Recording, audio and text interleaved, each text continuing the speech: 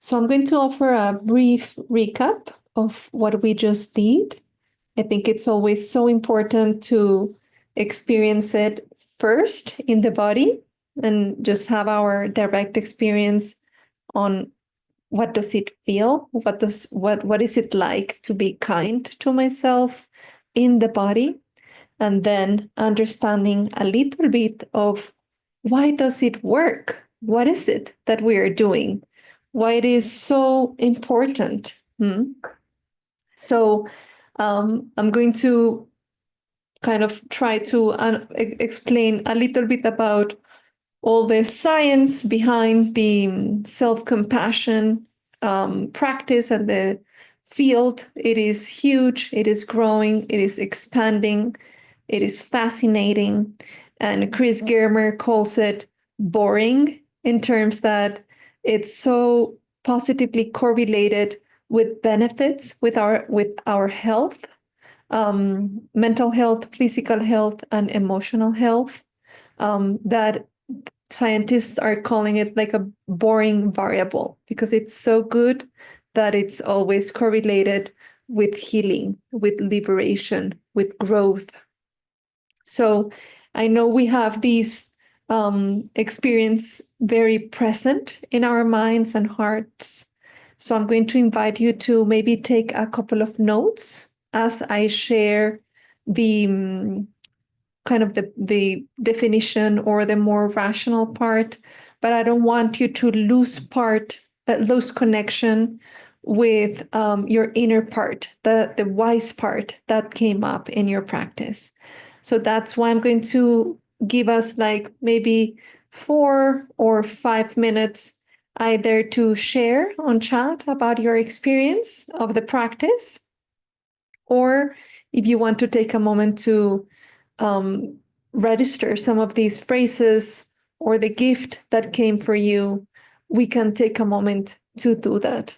And I'll try to go slowly as we move forward. So if it's right for you, let's just make a mini pause to do our journaling exercise. And then it can be directed as a self-compassionate letter.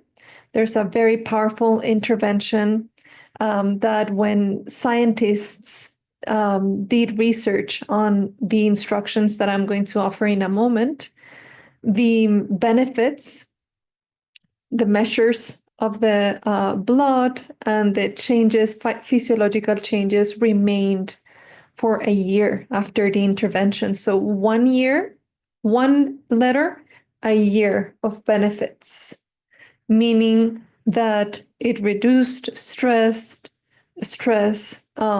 and kind of indicators in the blood remained for over a year. And the basis of this letter is to name, validate, acknowledge what we are experiencing, remind ourselves that we are not alone in the process after we validate what we are experiencing, and then talk to ourselves as we would to a good friend. So offering this kind of boundless kindness and compassion that is available to ourselves. And I'll share more about these 3 aspects. So any notes that you want to take about your practice, this is the right time to do that.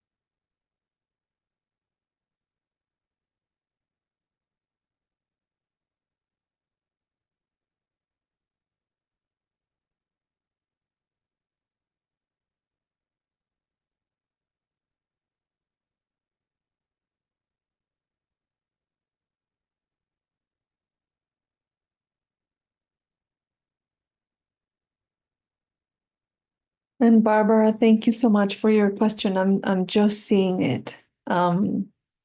So we just finished a brief practice on finding the right phrases for ourselves and welcoming all of our parts. And now I'm going to provide a brief summary of self-compassion, what it is, what are the benefits, how we can practice it, and what are the origins of the lack of self-compassion that we experience. So you're arriving at the right time. We'll get to that. So I'm going to transition now to our talk. And the most important thing about self-compassion is that we all know how to be good friends. We all know how to offer our love and our compassion to those that are part of our inner circle of love and compassion, our friends, family, our pets. So sometimes we are locked out of our own good heart. And what's doing self-compassion is redeeming this value that, oh, I am worth of my own love and compassion. I actually need this to survive. So to begin, I would love to quote Chris Germer, who states that a moment of self-compassion can change your entire day. As a string of such moments can change the course of your life. So we are not doing this because it's like a luxury. It's a need. We need this to survive.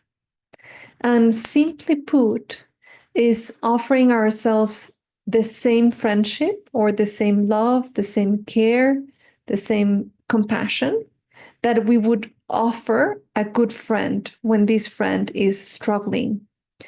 But usually, when we are struggling, we become our own worst enemy. We become our most kind of harder judge. So it's not only cultivating a mindset and an attitude of kindness, of warmth, of care, but it includes also a behavioral aspect. This is where we will begin to see that there's a fierce aspect in self-compassion. We will need to be able to help ourselves, to protect ourselves. And in that power of protecting and caring for ourselves, we understand that self-compassion is actually activating this possibility of us being the one who's suffering and being the one who's able to be there for ourselves while we are suffering. So when we surround the pain or the suffering with love, the love is no longer, the pain is no longer the same. It has changed because of the experience of care and warmth around it. So we have two very influential figures of self-compassion in the world, Paul Gilbert and Kristin Neff. I've been trained directly by Kristin Neff for over 8 years because I worked with her at the Center for Mindful Self-Compassion. And I've been recently trained by Paul's team in the compassion-focused therapy. So this is what I'm going to put on chat is a very brief summary of both approaches. Kristin Neff talks about a model that includes 3 aspects. So in order to activate our superpower, our skill, or our ability to be self-compassionate, we need to bring 3 ingredients in the table. So the first one is mindfulness. Of course, we do need to be able to name what we are experiencing. If you can name it, you can tame it. So once you've validated it, acknowledged it, name it, it's less threatening. You are not lost in over-identifying with the difficulty, or you are not denying it. There's a balance, and you can name your difficulty, but you're aware that you are not your difficulty. So there's access to your identities, your resources, your strengths, your skills, your ability to love, and your equanimity to hold what's hard with the wisdom that we've collected so far in our existence.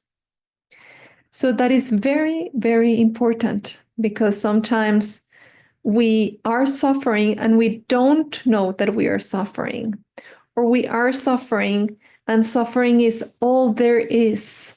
So there's no one left to protect us, to hold us with integrity.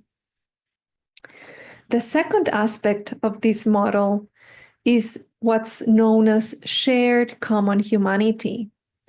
And this is the idea that we might feel isolated and alone when we are suffering.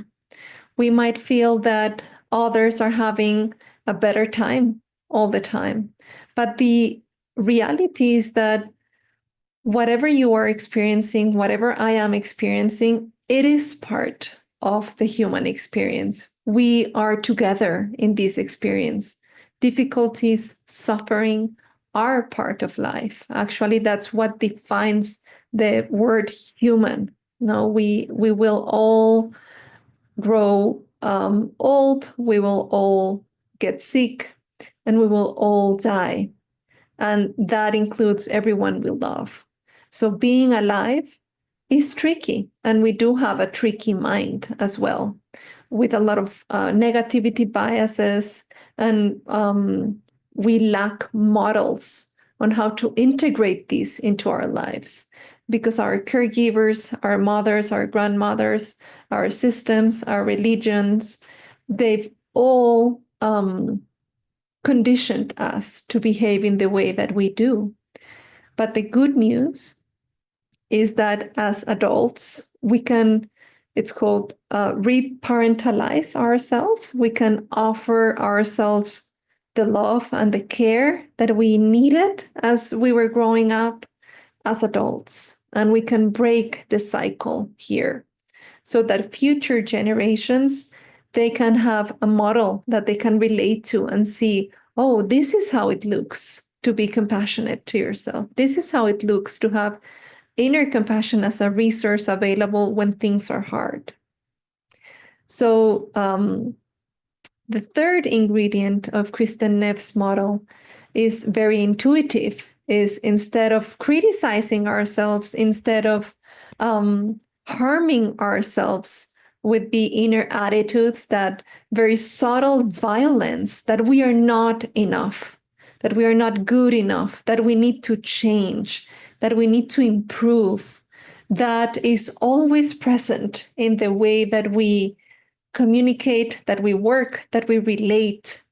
So we need to stop that violence. And in order to stop that violence, two processes needs to be present. The first one is to listen. What is my inner critic saying, right? Because our inner critic, its origins, it's very benevolent in terms that it's trying to protect us. It's really trying to do the best for us. And actually, we've believed in our lives that that's the way, that's the path to achieve something, to get better, to improve, to learn new things. But the reality is that there's no need to harm us. There's no need to treat us poorly in the process. It's okay if we make mistakes. It's okay if we want to improve. It's okay if we want to change some aspect of our lives.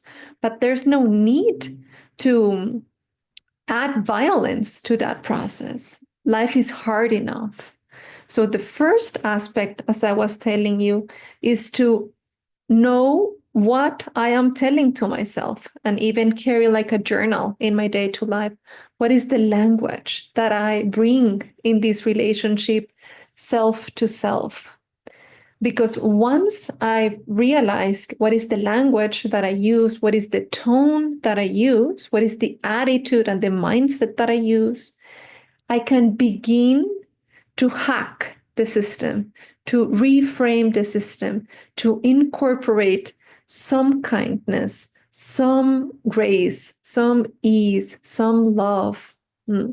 So the first process is to identify, do an assessment of how it is right now, and then slowly begin to build this relationship that is based on trust, on kindness, on grace, on ease with myself. And that is the aspect of the self-kindness. So it is responding to ourselves in general, but specifically when we are suffering, when we are struggling, with love, with kindness, just as you would with a good friend. And it is very important, if you remember in our practice, we use different routes to activate this inner wisdom. So the first one is language. Of course, our reality is based on language.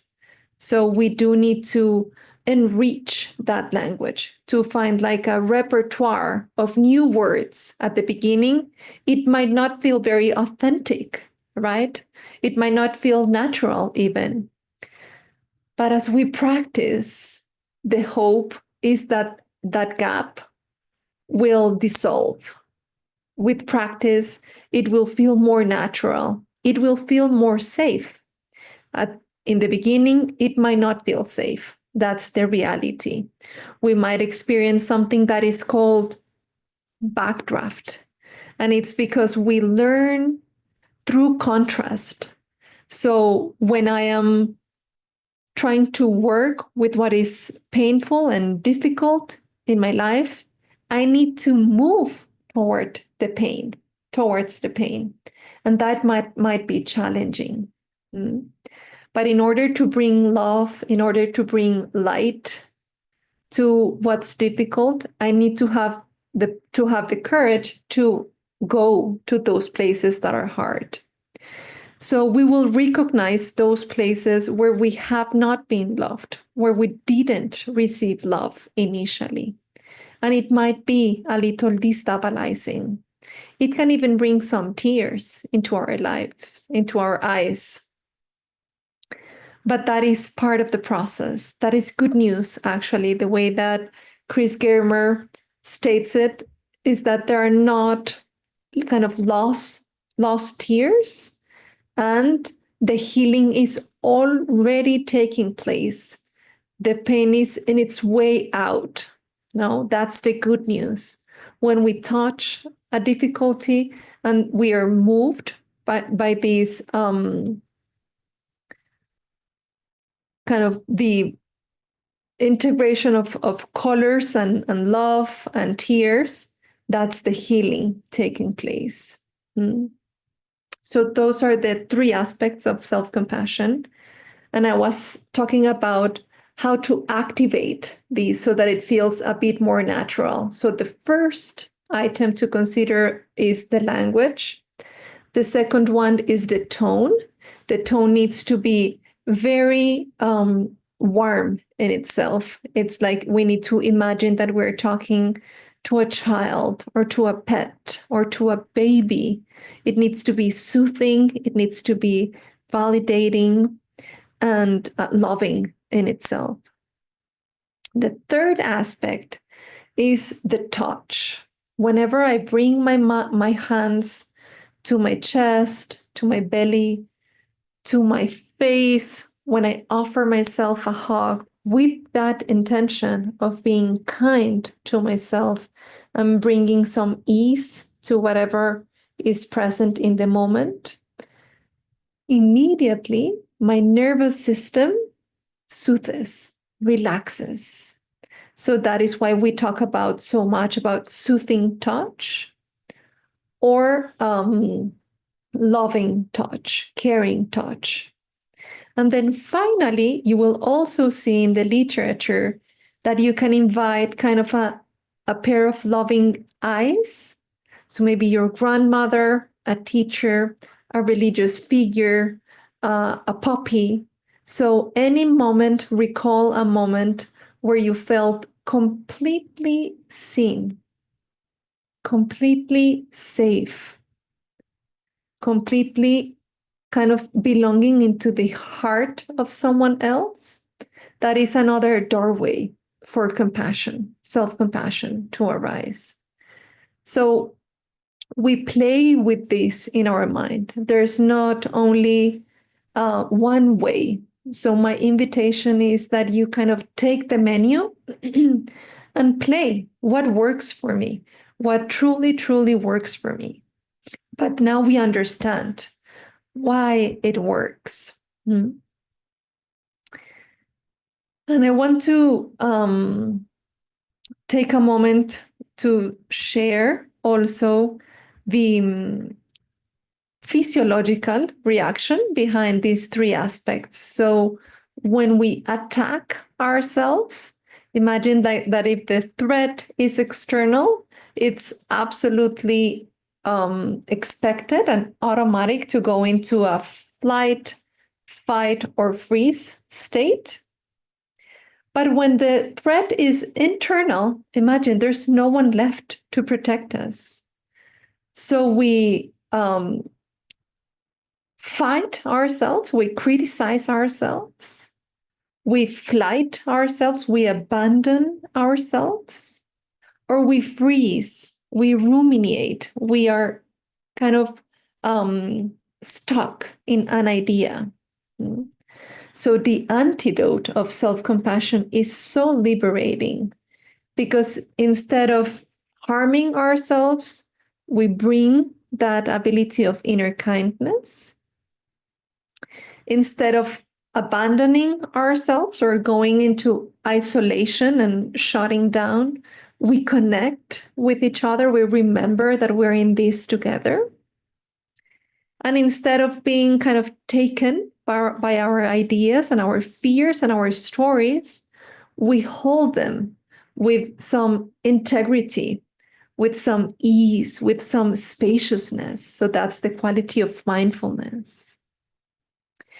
So that's, I would say, like a brief overview of Kristin's model.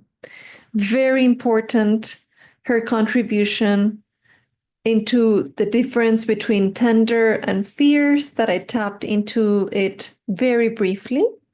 Sometimes we think of self-compassion and compassion in general as it being very soft, and that it always yields into the other's needs, and that it's always saying yes. But the actuality is that self-compassion needs to be fierce. It needs to protect ourselves. It needs very strong boundaries. And it needs to say, this is not okay. I need to provide, I need to protect, I need to move, to motivate myself. So it's very important to just recognize these two aspects. We call them the yin and yang of compassion. They need to come together in order to have like the balance of compassion. And if you are a mindfulness practitioner, which I assume you are, because we are all part of this Sangha, mindfulness is interested in understanding what is my experience, what am I experiencing? No, so it's the loving awareness to the experience itself. But self-compassion is that same loving awareness, but towards the experiencer. So it's more concerned into what is this experience, external experience or sensation or feeling or thought, in relation to my needs, my state of minds, my heart. What do I need? So that's the quintessential question of self-compassion. Dear, what do you need? What can I do for you?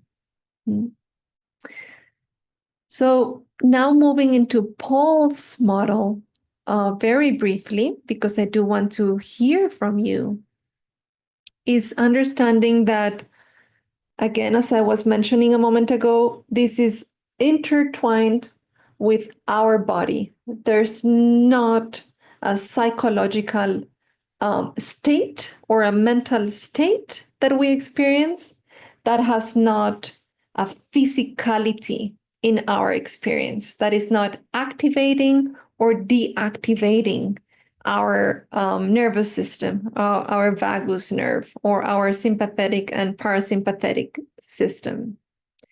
So when we understand how our mind and body works, we know that we can prime our minds and states, our minds and feelings toward feeling more safe, and we can cultivate that as part of building an inner state that is more self-compassionate.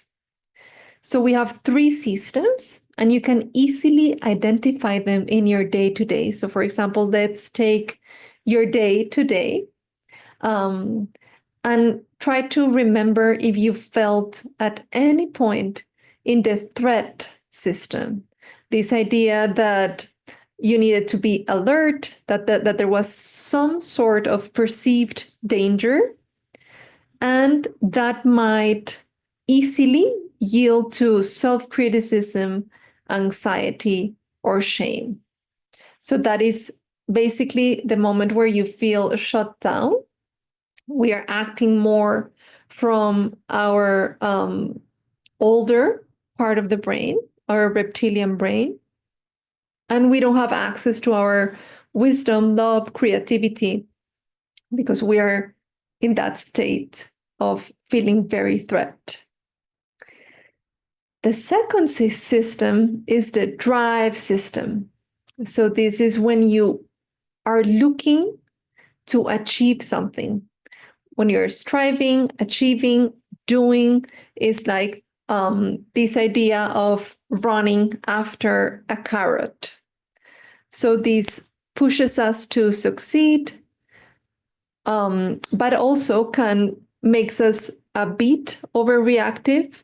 It can lead to burnout, a feeling that we are not enough, and it can lead us to be also very competitive.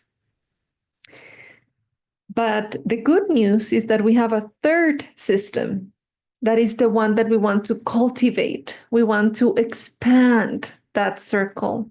And it's called the soothing system, the one that I've been talking all along, the one that we've been nurturing all along, because we want that voice, that self, that inner wise part of ourselves, the compassionate self is called, to be able to hold us and to hold the experience more often. And to do that, we need to cultivate more frequent and more accessible moments of feeling safe, feeling at rest, feeling connected.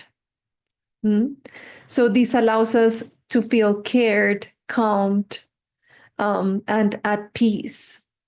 And again, because we didn't have any models growing up, and our systems, our education, our society, our parents, our teachers, they didn't have this system developed. So we were not able to develop that through example. And that's the way that we learn things as children.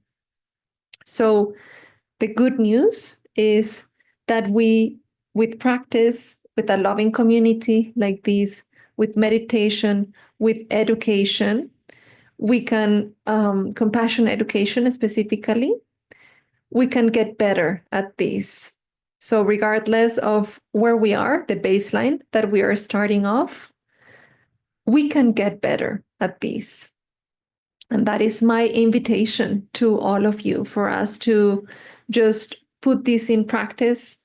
There's no wrong way to do this. Again, it can be just going into the sun with a cup of tea, going into the water, to taking a massage, calling an old friend, naming old abandoned wounds, looking for help, joining a training, keep coming to this beautiful Sangha, anything that just allows you to feel at ease and complete and moving towards that direction of nurturing our inner compassionate voice and our inner compassionate self.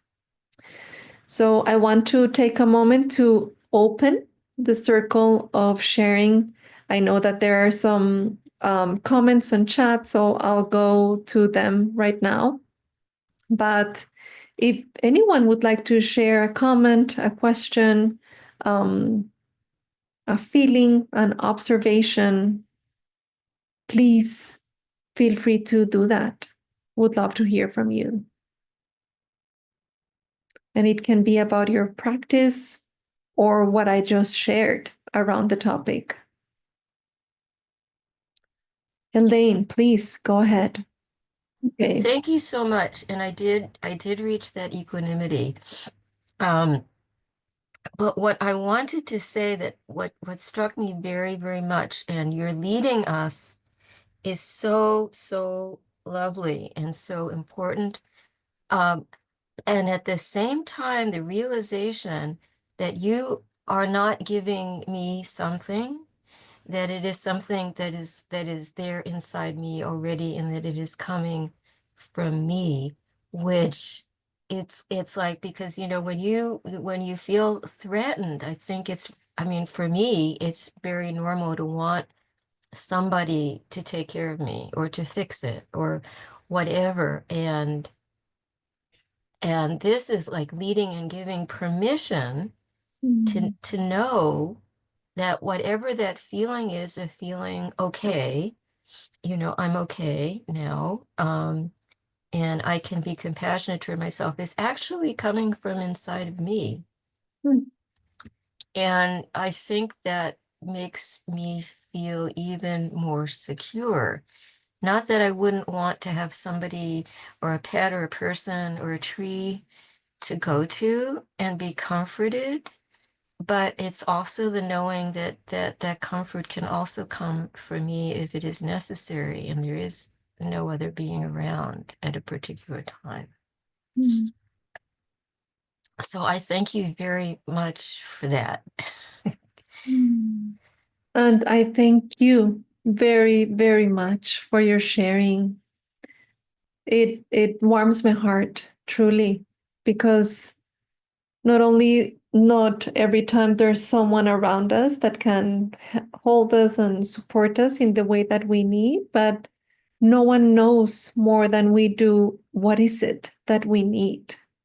So for me, it's particularly touching and powerful and healing to listen this idea that this was something that maybe it was coming from yourself, but there was also like a thirst, like a longing to connect with this part of yourself. That's what I'm listening behind what you're sharing.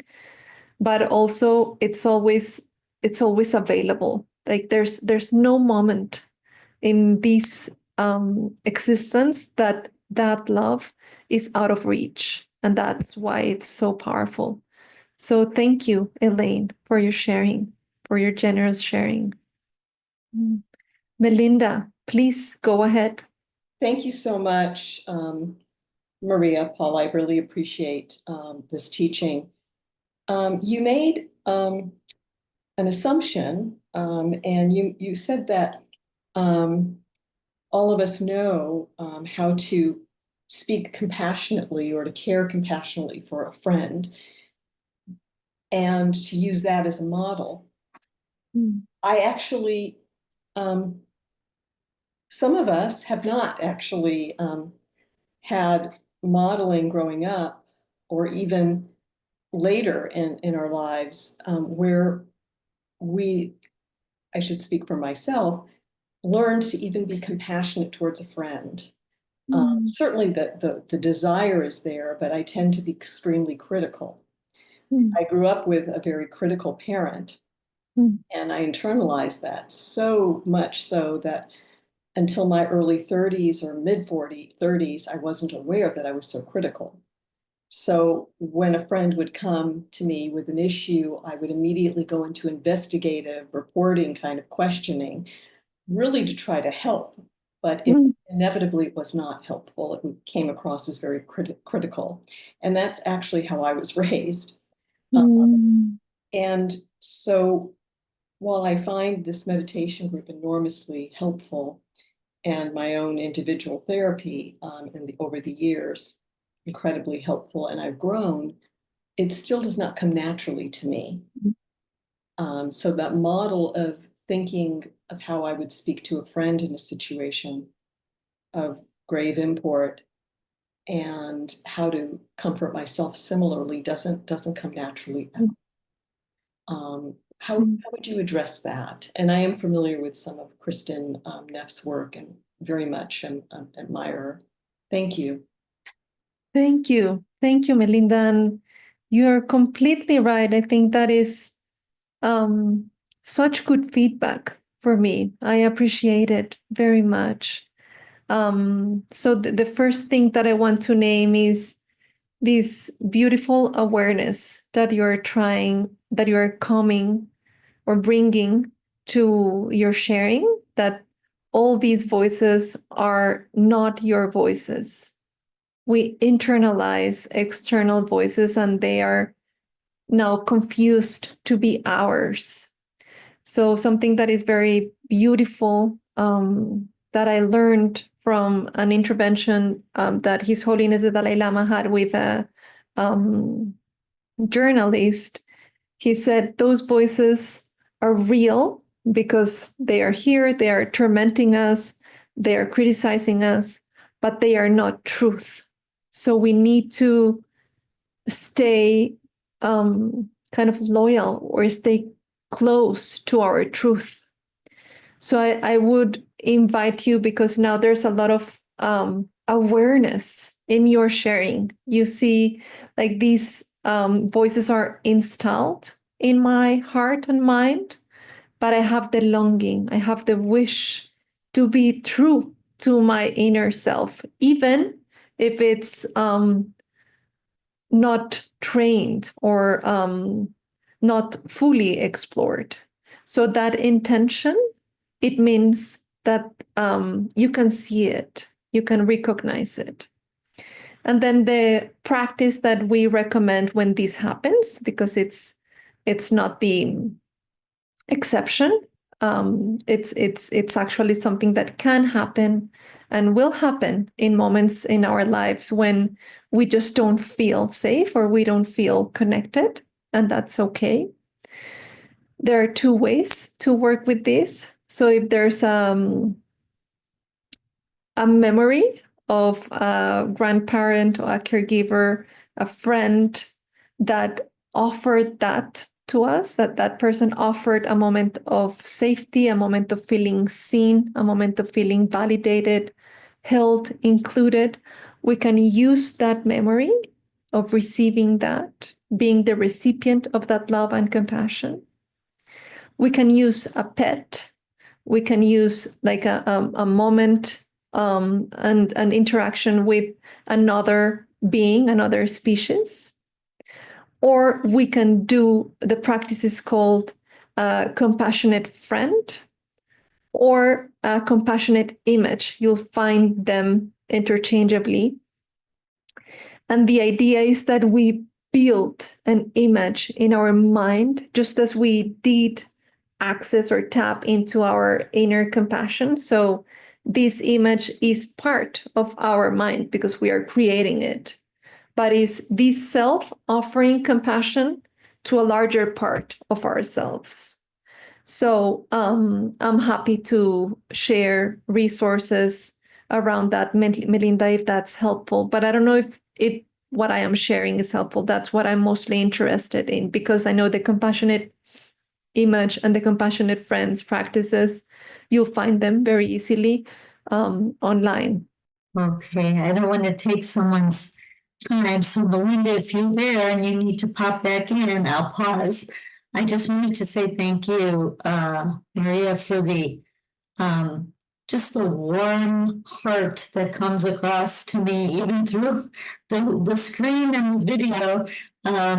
Just hearing your voice is so comforting. And I wanted to share that what came to me was realizing how, when you were talking about language and labeling and identifying what our experience is, I realized that for a very good long portion of my life, because I'm going to be 67 now, so a lot of decades passed, especially through my childhood, where what I was feeling or experiencing, even in young adulthood and middle adulthood, were just foggy sensations in my body. I had no clarity, and I had never learned to associate the language that moved through my mind to kind of as I went through my day.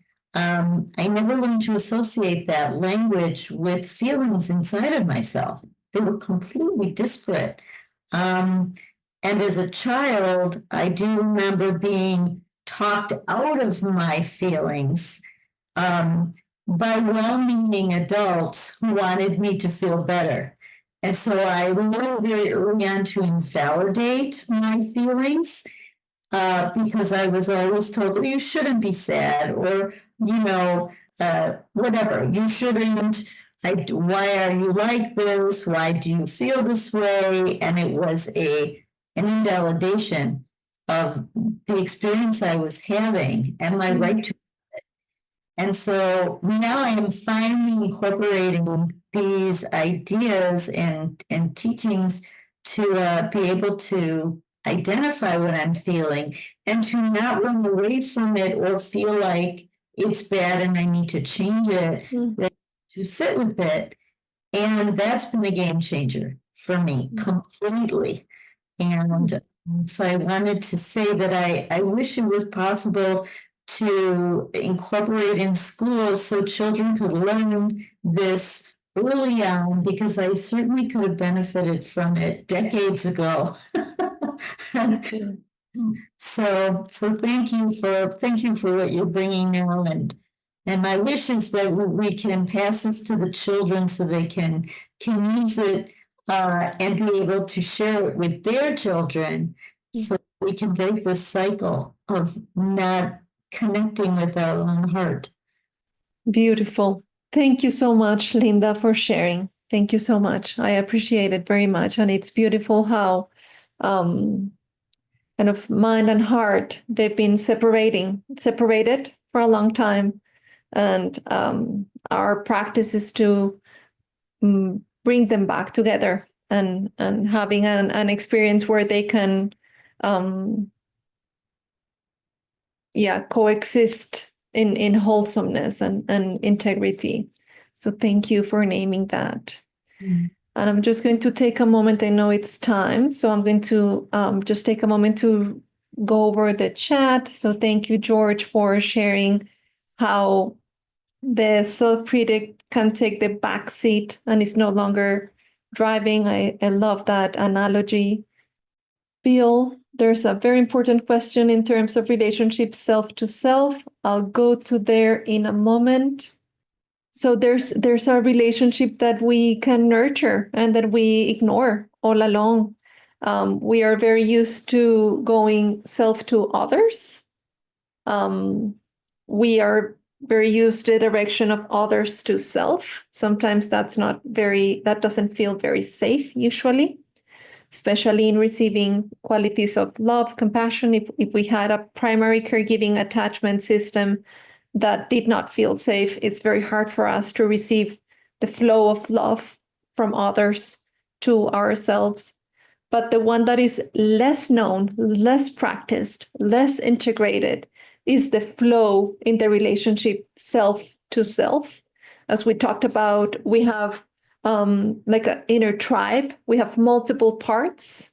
And we come from the idea that there are no bad parts, even if they are hidden, even if we don't feel proud of them.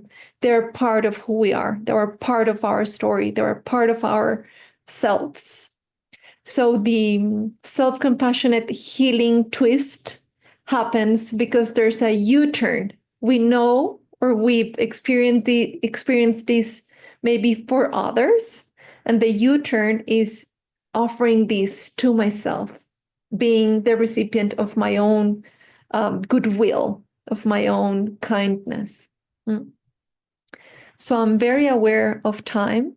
I want to finish with a poem. And I'm going to just invite you to close your eyes. I'm going to read it to you as an offering. A poem by Padraig O Tuama, an Irish poet. It's called The Compassionate Self. So you can just do this as a mini practice. You can close your eyes and simply receive the words. I am not the sum of all of my mistakes, nor the product of other people's hatred.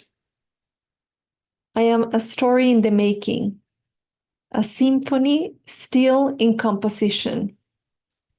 I am not defined by my suffering, nor limited by my wounds. I'm a healer, a reconciler, a bringer of peace to my own heart. I am not perfect, but I am worthy of love and compassion, both from myself and from others.